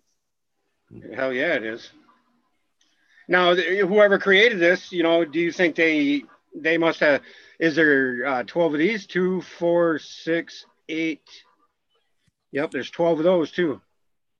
You know where the Ankhs are and stuff? There's 13. 13, nice. Nice. Yeah. Awesome. Yeah, 13. Now do you think that person knew all of that, or do you think it was just incorporated because he had the space? You know what I mean by that? Right. Hard to know. It's like the lyrics of songs. Do they know what they're talking about? Or well, I think what you were saying the other day that it just kind of gets downloaded into people unknowingly in many cases. Once they sell their soul, they get a direct connection. Yeah, nice. Yeah, but you sell your soul because your soul's already sold to the devil. Yeah, it means you just got to feel the contract and do exactly what they say and how they say it and dress how they say and go. It doesn't mean you necessarily sold yourself to Hades or nothing. Right, you're a slave. In essence, Hades is heaven. You know what I mean? The underworld is heaven, or the path to heaven. You notice this center or the second circle down has 4. Oh wow, I didn't notice that. 3. How many does the outside one have? Just 1. One head? Somebody gone. No, that was Nomad's phone. All right. Sorry. All right, I'm taking back the screen. Give me my screen back. I gave it willingly. Hey, that was cool, dude. Thanks. Yeah, it was. That was cool. Okay, now Angel's on point here in the chat, man. I'm just enjoying reading what she's saying. what is she saying? You gotta read it for yourself. No, read it for us, Eric. No. Yeah, because I can't see it. You got to read it for us, Eric. Eric don't know how to read, so I'll read it. I care what the people say. She's basically talking about how I should say I prayed for a son. My daughter prayed for a baby brother, and God chose the son that I have today to be in our family. He even said when he was 2, so you're the one that brought. What does that mean? me here. There's another line to it down below, but basically she's talking about the soul contract level things. Oh yeah. Some deeper level stuff there. She says, I have to agree because we prayed for my son and he is here 14 years later, but he is here and he is beautiful. I agree. Phoenix and a goat. That's what you've seen in that tattoo, huh? Okay. In lore, the demiurge fashioned what exists for us out of chaos. That is to say, strange, imperfect, and indeterminate non-being. This helps us understand rationally why the universe remains an imperfect system, even now. Those who would call the universe perfection have decided to settle for less than ideal conditions. What do you guys have to say to that? Well, that's what I was saying when you were looking at the picture of the Milky Way. You were talking about that's the image of the demiurge, or like trying to look like for the face in the clouds type of thing, and that's the chaos. Or the randomness, entropy, right? Because that's what entropy is randomness, and as our time goes on, it increases exponentially. I don't know. I'm seeing a lot of stuff that points me to a lot less randomness in this place, and I don't know, maybe I'm thinking of it wrong, but I don't see random at all with anything here so far. And it seems like the more you learn, the less random things really are, the more of a cycle, plan, whatever you want to call it, there is. Maybe that's the process of bringing the two back under the one umbrella again. You know, the opposite side of the separation.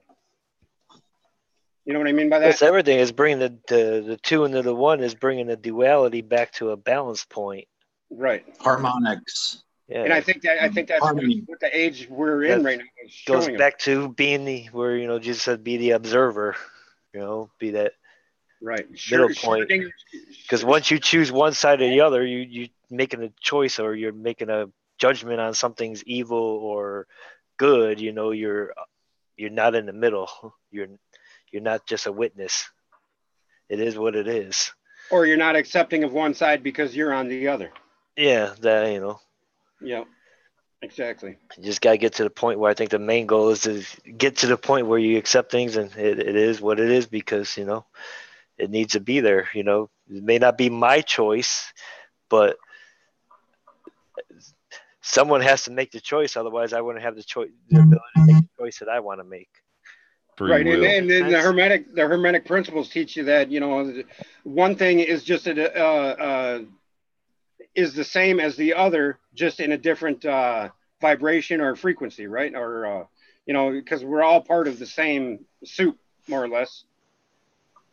We're just without the separation. That's where the perspective comes into it. With one person's perspective, something's pure evil, and that exact same thing to another person, can be that's why they got Sophia. They're trying to get all of our thoughts into one brain so they can do figuring out the algorithm. Well, I think all of our thoughts are all in one brain anyway. That goes back to that prayer that I always say. In the ether part. Right. Well, your appendix story kind of tells me that we're guided whether we know it or not. Yep. We all have a manifest destiny. Right? Or a destiny, not a manifest destiny, but a destiny. A job to do. Correct. I can manifest destiny right now if I go on to Steam. What did you just say? You can manifest what? I can manifest destiny right now if I go on to Steam. What do you mean by that? The game Destiny. I don't know. I'm not a gamer, man. So yeah. You're preaching to the unknowing here. How old are you, Eric? I'll be 47, or I'm 47. Wow. I'll be 48. God, that's just so weird, man. My wife always has to tell me how old I am. That's some shit. Yes, I'm 44. Quit counting. That's why I just say I go with the flow, man. That's my name now, Flo, because she's the demiurge, and I gotta go with it. There's much more to learn about what the ancients thought about the demiurge, especially in terms of its relationship to all things. A common conception is to anthropomorphize the demiurge and associated allegorical characters, in that they exemplify human-like traits of character, such as pride, ego, So yeah, that goes back to the allegorical Isn't that just how we do everything, humans? We associate everything that we try to learn or know by what we know. Like I said before, we're trying to, like Atlantis, we're trying to, come to knowledge of it, and we think of it. A lot of people think of it from our perspective. Everything is the same as we know it. Then it is not the same thing, Right, and that goes back to the allegory of how we turn everything into allegorical terms because we want to placemat it or label it as a human experience or like a tangible physical thing we can wrap our hands around and choke. Think of like a database. We want to categorize it, itemize it, and stick it away so that we have that piece of information we can link it to other pieces. And there are some parallels between Gnostic belief and the Christian ideology. The light which was bestowed to man by the true, unknowable God will one day be returned to the pleroma at the consummation of all things. Wow. The demiurge will be cast down into darkness eternal. Now, I don't know about that last line, but everything from here on up is exactly how I've come to learn what the demiurge is. Isn't that also on the emerald tablets? Yes, it is. Yes, it is. What have you learned about the demiurge? Because I've had this idea in my head, and I'm kind of wondering if it's on the same track, or I feel like it's off base a bit from where this is going. Explain where you're at, and I'll tell you what I think. Basically, as I understood it, the creator is the creator, say whatever God was wanted to. Basically, the story boils down to, in a nutshell, was bored. It wanted to learn more, experience more, so it needed to manifest itself into a different form. And in order to accomplish it, and that form is the demiurge. Yes, it's the process in which God created creation. Correct. And how the demiurge is the Ouroboros in the sense that that's what we are. We are the creative principle of the demiurge, of God in his own likeness. You know what I mean? So yeah, I agree with that. Exactly what you just said. It's God's way of experiencing in a separate form. And if you think about it, like I don't know, I keep pulling up that golden egg video thing from Phil's channel in my head, and then so that would be the demiurge would be that first energetic bubble created in the void that would separate a new space out, so that the this creation can be created. So Yes, I would agree with that. Yes. And all of So- this is inside that egg. And what this is telling me is that when this is that at some point that egg will basically shrink down to itself to a point where it basically pops and goes away. Find the No. Easter Bunny. No, it goes down to the seed, then it's like replanted, and that's what the whole tree of life is about. You know, it's that's where the whole concept of the tree that bears the fruit that bears the seed, that plants that bears the tree that bears the fruit that bears the seed, that So- plant. As You it know? becomes a seed, and then it say the seed will reintegrate with the creator itself, and then say at that point, that's when, like, think of it like in technology terms, that's when you're making a connection, and all the information from that experience is uploaded Yes, to the creator. correct. And It's kind of like sticking a USB stick in, and then everything from that's been collected on that is now uploaded to the creator, and then the new seed is created and started. think of the demiurge as the phallus, and think of the cosmos as the chalice or the vagina. You know what I mean? Vagina? The vagina, yeah. Virgo. Never heard it said with a W. Well, I say it with a W because it's wow, wow, wow. There are some parallels between Gnostic belief. Okay, I read that. Okay, right? Yep. Okay. Yeah,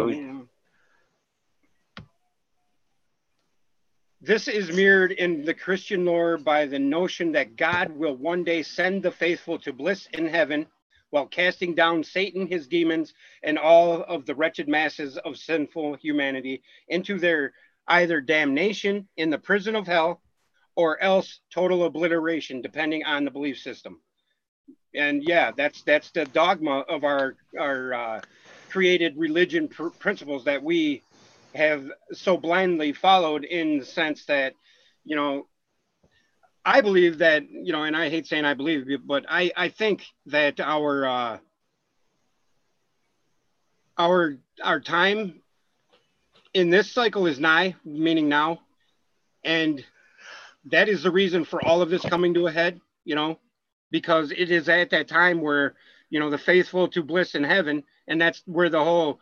Where do you think about this, Runk? Do you think it's the whole standing in the field thing?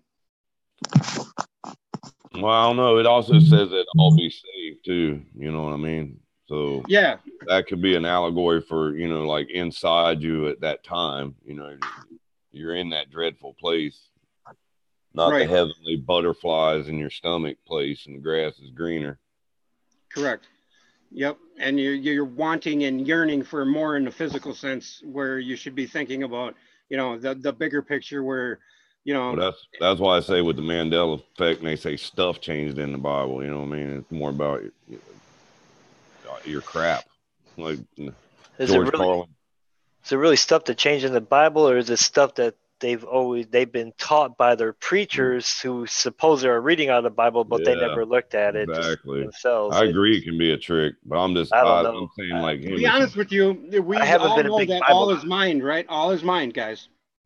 So what does it take to change the Bible? Really, think about this. What does it take to change the Bible if all is mind? Us. Enough people thinking of the same thing, right? Yeah. Yeah. So you plant a seed out there that, hey, Jerry Runk's gay, and enough people start thinking of it, all of a sudden he's dressing like a woman. I'm not bashing on gay people or nothing, but that's what I mean, you know. How many people we got viewing this? Let's see if we can make this happen. So the consciousness. That's what I think the Mandela effect is like the 100th monkey effect taking over, where enough people start thinking the same thing, and all of a sudden, boom, it makes it so. I don't know. I don't know. I feel there's something a little bit more to this whole Mandela thing. Explain then the Tidy Cats one, where it went back and forth. I can't explain any of it. All I know is that I see it, and other people absolutely do not see any of it.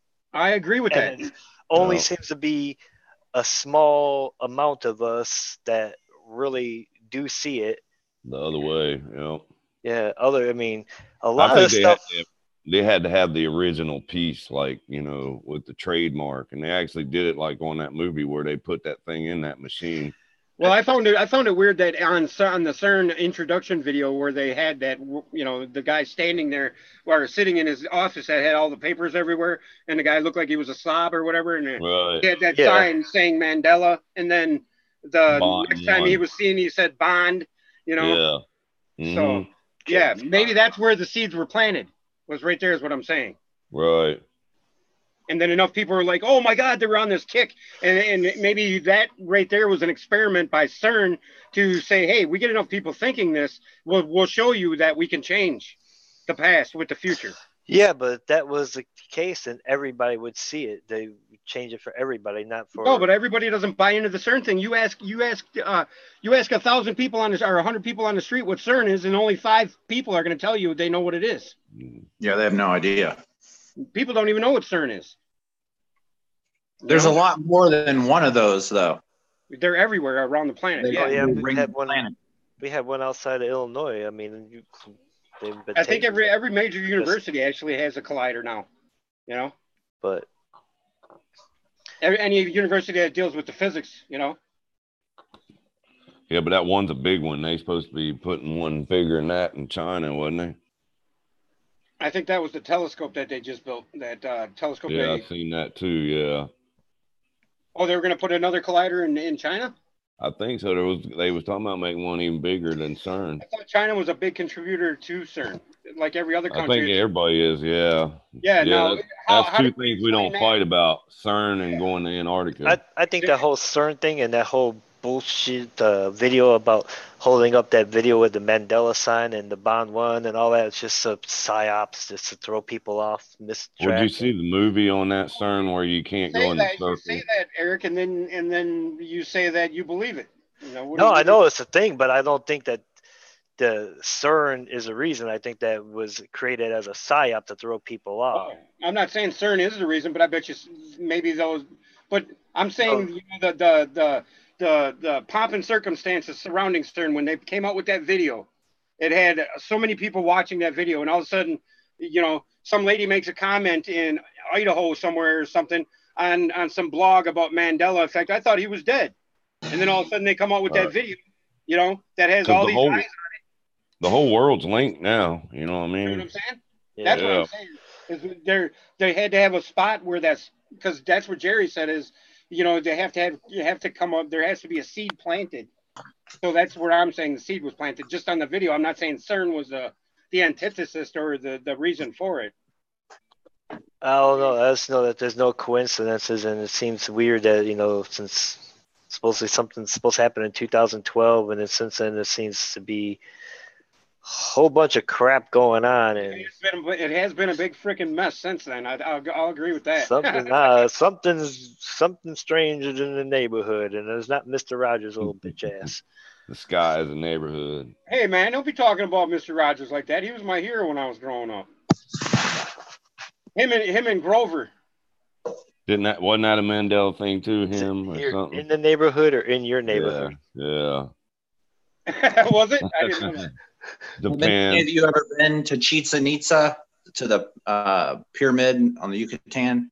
No. The one with the serpent on the side that when the sun shines, the serpent's climbing the stairs. If you get a chance, go. It's amazing. I'm not sure that you're able to climb it anymore, but in the late 90s, you still could. Pretty amazing. Bear in mind that all of this is allegorical, which means it is a story that stands for something that is otherwise difficult for the mind of man to cognize. It refers to elements of existence we presently have no way of investigating through empirical scientific method. That's just what we were talking about, how man can't touch, feel, taste, smell, hear. So it's not true, right? So then we're going to put an allegorical spin on it so we can understand it. Or to make up some complete crap and call it dark matter. No, dark matter is the entropy, which is caused by the decay. I'm just saying that when they don't know something, they just make up some bullshit and feed it to us like it's fact. Right. Well, if the physicist doesn't know what they're talking about, then or if they don't, it's like I'll sell you something. If I don't know about it, I'll sure make you think I know about it, right? That or we really are tied into the earth. You know what I mean? It reacts off of what we do. Well, that's exactly right. Because I was just gonna read you guys something from here. See, that's why you should be allowed to beat the salesman's ass so they don't try to sell you some bullshit. I don't think you should have that kind of attitude, man. Think about it. I think Eric is representing of the demiurge right here. List ye, O man, take of my wisdom, learn of the deep hidden mysteries of space, learn of the thought that grew in the abyss, bringing order and harmony in space. Know ye, O man, that all that exists has being only because of the law. Know ye that the law and in all ye shall be free, never be bound by the fetters of night. Far through strange spaces have I journeyed, into the depths of the abyss of time, learning strange and yet stranger mysteries, until end all was revealed. Now that's just the same as the Gospel of Thomas, where all things will be revealed in the end, right? Yep. So yeah, I mean, I believe that this teaching in this book, that I'm not saying that this was the first book ever on the religious side of things, but it seems that you could pull almost every freaking verse out of this, and it's in the Bible. You know what I mean?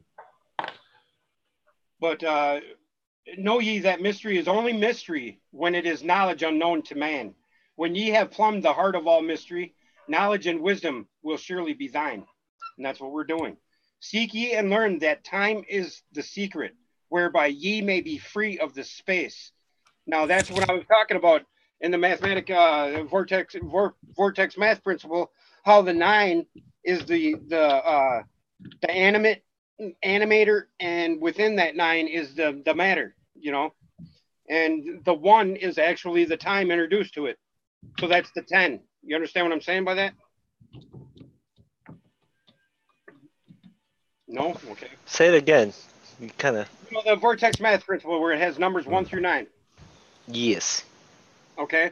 Now you could think of 10 as 1. You know what I mean? The last number to make it 10, because 10 is the 1 and the 0, the whole. You know what I mean? Yeah. 10 is the whole. Yeah, God is the 0 and 1 is the only begotten, the one after God.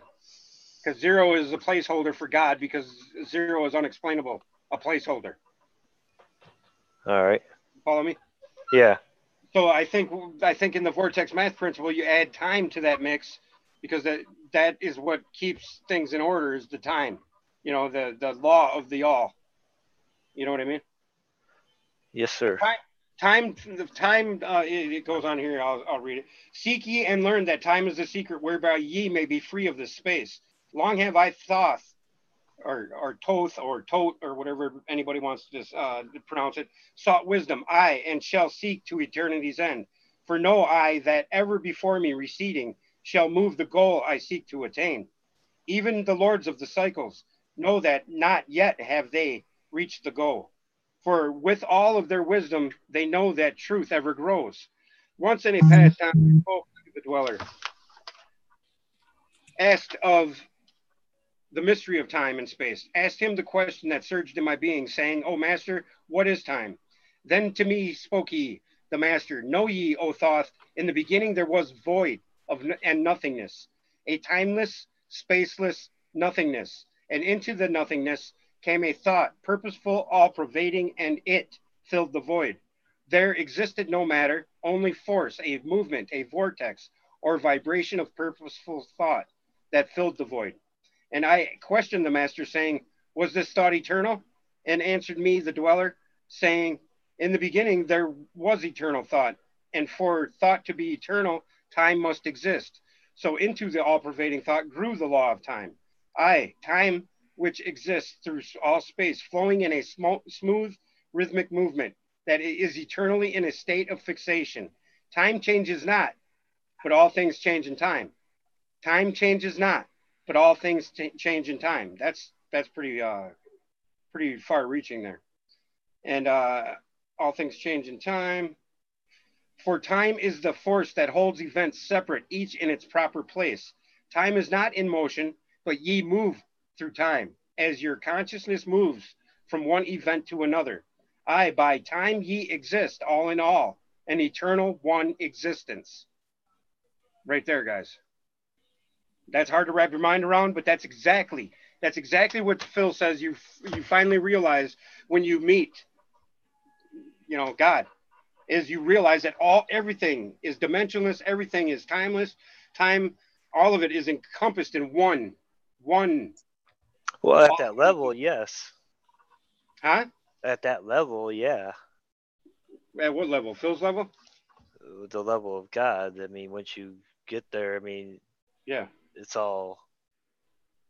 But I mean, we are God in essence. We are its appendages, right? We are slivers of God. Or fractals of God, right? Yeah.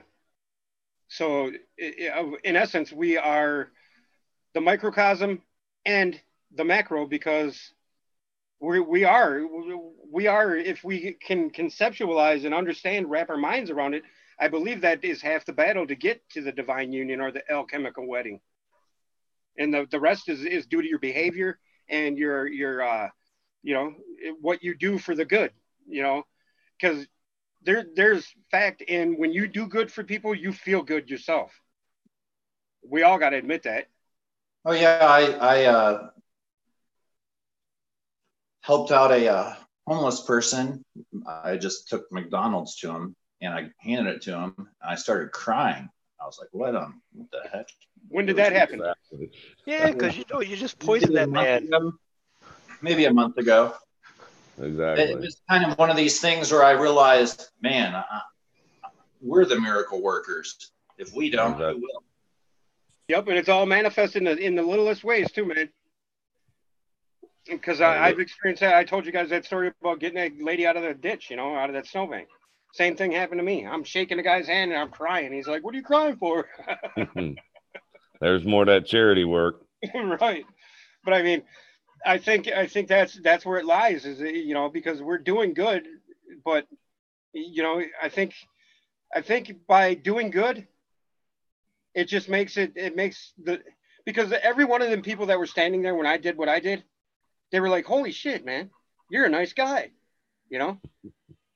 And I'm not used to seeing that, you know what I mean? In these days, Huh? so used to in these days, you're so used to dealing with asses, you know what I mean? People aren't used to seeing that. That's why they all looked amazed. They had this look of amazement on their face. Mm-hmm. I was like, whoa, I think that's mainly the reason why I started crying, actually, now that I think about it.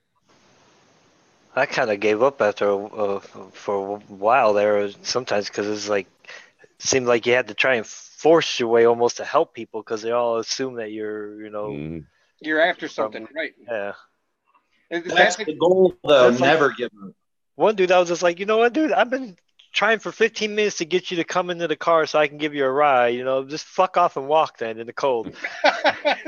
Eric, I'm giving you the I mean, what do I have to do to convince you? I'm trying to be nice. I'm trying to help you out here. I mean, damn, just, you want to ride or not? You want me to put you in the trunk? Would that make you feel better? We've been divided so much that people don't trust each other. That maybe they thought you were an axe murderer, or vice versa. Even it's just that's the division. That's right. Back in my dad's day, he used to tell me stories of hitchhiking. Yeah. And my mom would cross the country hitchhiking, and I'm like, what? And it sounded odd to me. Or you had a flat tire, it'd be like 5 people stopping trying to help change the tire, blocking the car off, with their cars. You can change it. Right. It's like this one time I'm sitting in stop and go traffic, and all of a sudden I look in my rearview mirror and I see this truck barreling through cars. It looked like that scene off of I can't remember the movie, but where the semi is smashing through cars and you see destruction everywhere, And I seen car parts flying in there, and I'm thinking in my head, I don't have insurance, man. I got to get out of the way, So I'm flooring it, and I'm driving down the shoulder of the road trying to beat the guy that's, here the guy had a seizure, and he had his foot on the gas, and he was just barreling through cars. Well, he ended up rolling over right before he reached where I was, and his truck ended up on its roof, and he was hanging there in his seatbelt upside down like this. Well, I go to pull him out, and the truck almost rolls over on me. So a bunch of us held the truck up, got the guy out. Here he's a sheriff. He was a cop, and he had a firearm on his side. And people are trying to take the gun out of his holster. I'm like, what are you doing? Well, we don't want the gun to go up. What do you mean? He just rolled his truck. It was just funny. But the point is that, you know, everybody came together at that moment. But then there was a couple people that freaking out because the guy hit their car. And they come running up. Oh, what's up for you? You're just screaming at the guy, and he's knocked out on the ground having a seizure, you know?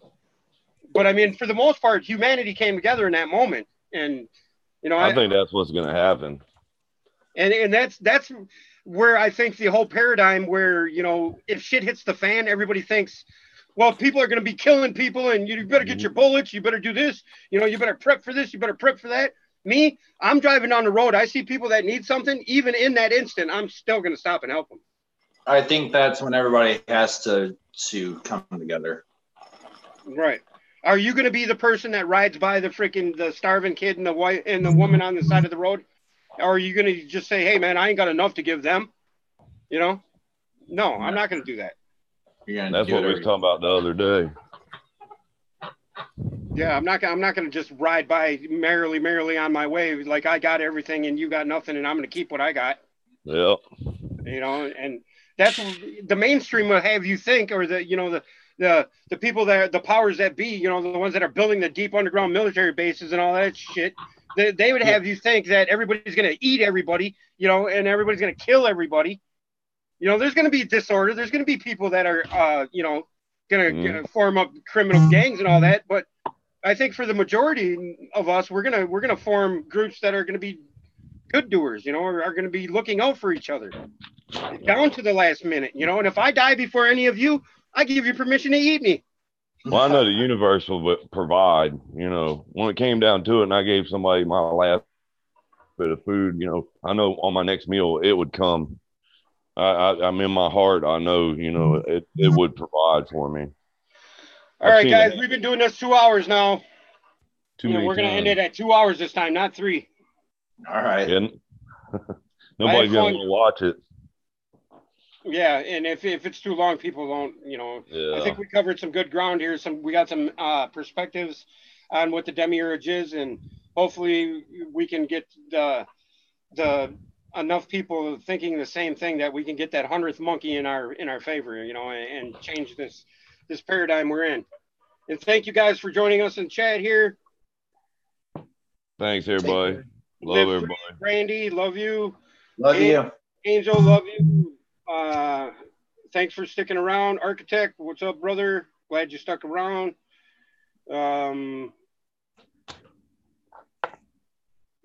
Diablo Knowledge, nice to see you here. But hey, guys, Gary, love you, brother. Thank you. Take care. Take it easy, guys. All right, love y'all. Thanks. Take it easy, man. All right, Steve.